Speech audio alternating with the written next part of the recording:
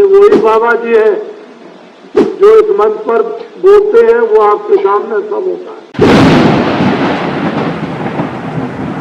हर युग में कोई न कोई लीला हुआ है।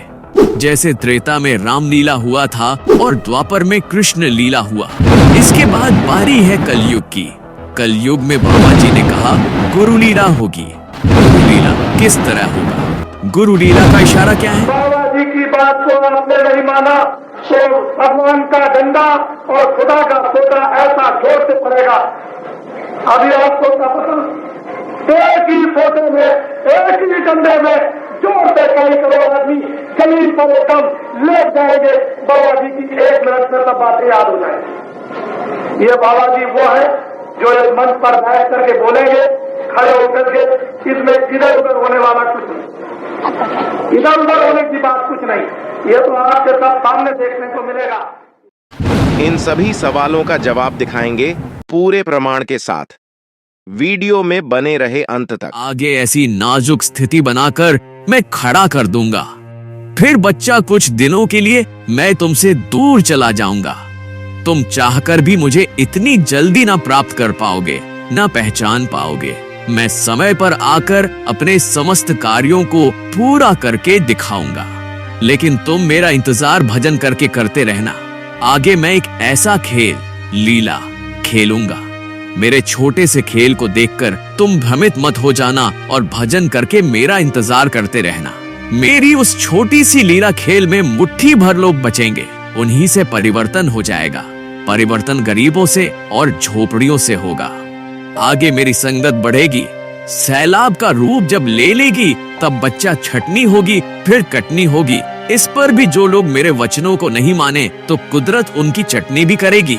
मैं समय पर ऐसा तीर मारूंगा, हमारे एक तीर पर हजारों निशाने होंगे। फिर मैं देखूंगा कि कौन मेरा आशिक है, कौन मेरे आशिक है, कौन मेरी गद्दी, धन दौलत, संपत्ति, आश्रम का आशिक है, कौन मेरा चेला है, कौन मेरे चेलों का चेला है, कौन मेरे चेला है, कौन गुरुमुख है, कौन मनमुख है, कौन सत्संगी है, कौन संसारी है, कौन भजनानंदी है और कौन विषयानंदी है। इतने टेस्ट लूंगा मैं। आगे एक समय आएगा मैं ऐसा गियर फंसा दूंगा जो टूट जाएगा, लेकिन कोई मिस्त्री उसे निकाल नहीं पाएगा और उसमें बड़े बड़े मगरमच्छ फंसेंगे। अगर तुम्हें कलयुग देखना है तो आश्रम मथुरा पर चले आओ। दयाल के यहाँ काल के जीवों ने नामदान सुन लिया है, ले नहीं लिया है, और वह ऐसी ऐसी हरकतें करेंगे, ऐसे कटु वचन बोल देंगे, ऐसा धक्का कि तुम कहोगे कि गुरु महाराज ने ऐसे लोगों को क्यों रखा है। मैं जिसे एक बार देख लेता हूँ तो कभी भूलता नहीं हूँ, और जिसे एक बार पकड़ लेता हूँ तो कभी छोड़ता नहीं हूँ, जब तक उसे निजधाम सतलोक सचखंड नहीं पहुंचा दूं। मैं एक बड़ा भारी मंच लगवाऊंगा जगह जगह। फिर भारत की जनता से पूछूंगा कि हमने जो जो वादा किया है या अपने बच्चों से आपके पास अपने वादों का संदेश भिजवाया है, यह सब हो गया कि नहीं। जब भारत की जनता दोनों हाथ ऊंचा करके कहेगी कि बाबा जी सब कुछ हो गया, तब यह बाबा मानने वाले हैं और तभी जाने वाले हैं। मैं भी टाट की लंगोटी पहनूंगा। मैं तो केवल एक पहचान के लिए कपड़ा पहनकर बैठा हूँ। मैं तो यह सब पहले ही कर लिया था, अब भी मुझको पसंद है। लेकिन नए आदमियों के लिए पहचान होना चाहिए कि आप जल्दी पहचान लो।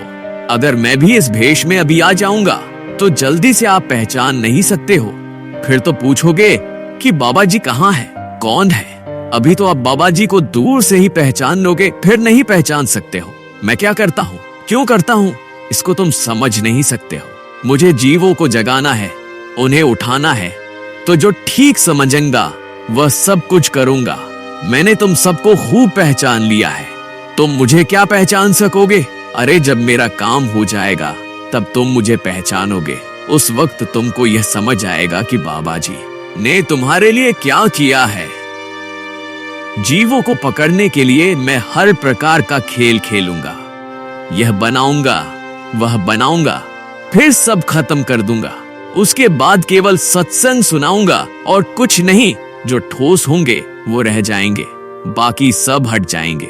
महात्मा जमीन जायदाद में नहीं बंधते हैं, और जब झगड़ा होने लगता है तो महापुरुष कहीं और जाकर बैठ जाते हैं। तुम्हारे आदेश, दबाव से मैं आश्रम छोड़कर जा सकता हूँ, लेकिन मुझे हिंदुस्तान में कोई भी माई का लाल अपने रुपए पैसे धन दौलत से नहीं खरीद सकता है।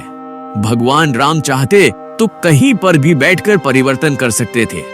भगवान कृष्ण चाहते तो कहीं भी महाभारत करवा सकते थे, लेकिन नहीं, सब ने समय की इंतजारी की।